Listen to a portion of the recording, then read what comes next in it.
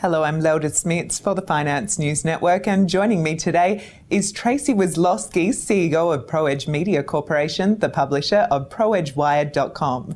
Tracy, welcome to Australia and to FNN. Well, thank you for having me. It's a pleasure to be here. Let's get to rare earths. Why are you excited by them? I don't think there is anybody that appreciates science and technology that cannot be excited about rare earths.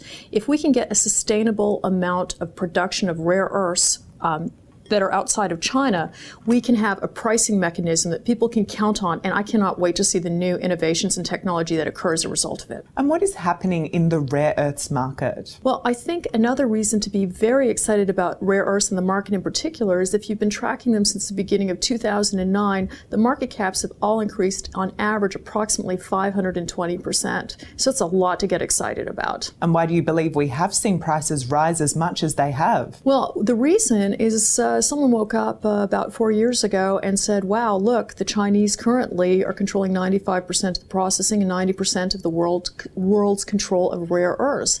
And there must be a reason why. And that's because they understood they can make some serious amounts of money off of these rare earths. And why do you believe that investors should be getting on board the rare earth story? I think the reason why investors should be following the rare earth story is that if you have any interest in any kind of green energy and clean technology applications, and you want to understand rare earths much better. Interesting you say that, because rare earths and radioactivity are sometimes put in the same sentence. Why do you believe that people associate the two?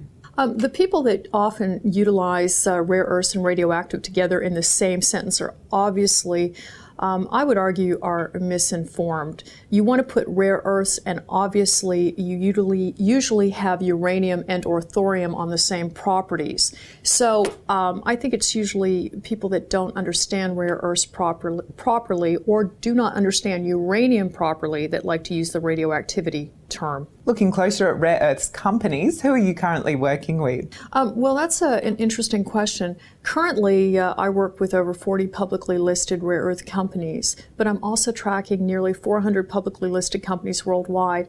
Additionally, I have the only rare earth indexes that are calculated on FTSE and Standard & Poor's. So we have the Rare Earth Leaders and the Rare Earth Global and the Rare Earth Sharia Index, which track 15, 30, and 5 companies respectively. And how does pricing work in the rare earth sector? Well, I think pricing is one of the most intriguing aspects of the rare earth sector. What makes the rare earth sector interesting is it's not like all the other resource sector companies, and I think people need to understand that. It's more of like a chemistry equation. So it's not like gold, where you have a common price for gold and you can then put a net price valuation on the company based on those gold prices. With the rare earth industry, it depends what you're going to get out. A lot of people utilize the term basket.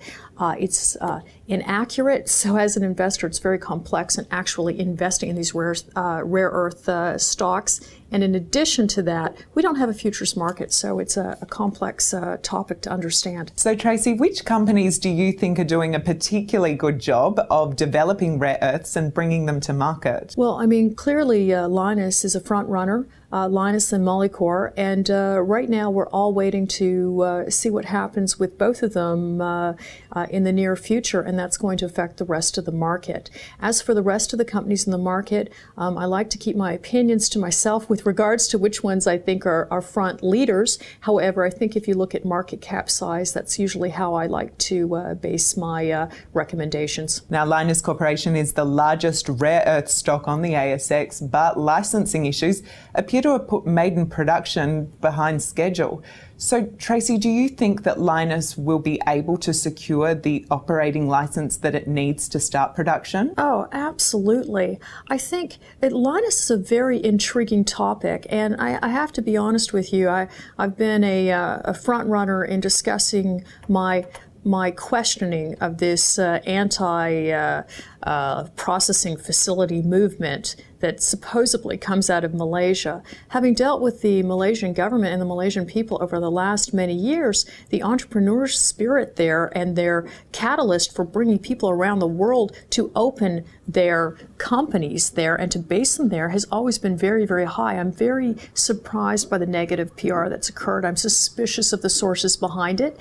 And, and I do know from the people I know, from the Atomic Board to the Malaysian government to people in Malaysia who are top entrepreneurs, that they would all like to see Lynas move as expeditiously as possible. And it's my understanding that once they get the green light, they'll be able to produce very, very quickly. But on a longer term basis, do you believe that we may still come up with licensing issues when the Malaysian opposition and other groups have voiced their opposition to the license? I don't think that they really have any grounds to stand on. I think the defamation suit that's currently against at least one media outlet, and based on the hearings that have happened with the Malaysian government, I can't see them keeping this up much longer, especially as we continue to increase the positive education out there on what they're actually doing.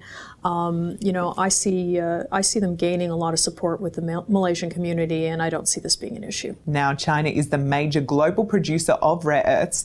So, Tracy, how does this affect rare earth developers or investors? How does it affect? Our entire industry is driven by the Chinese. That's it. That's all. I mean, the Chinese have been masters at taking a number of our critical minerals around the world, and they have full control of it. Don't get me wrong. I love doing business with the Chinese, but we would like to see the rest of the planet have our own self-sustainability with regards to these rare earths for a number of reasons. So no one wants one person to control anything at any time. I think right now the black market's an issue with the Chinese. I think their export quotas, I think their recent announcement that they don't have as many rare earths as we originally thought they did, makes them a potential importer of rare earths in the future, which is exciting for the rest of the planet. Tracy Wieslowski, thank you so much for joining us and for your views. Thank you.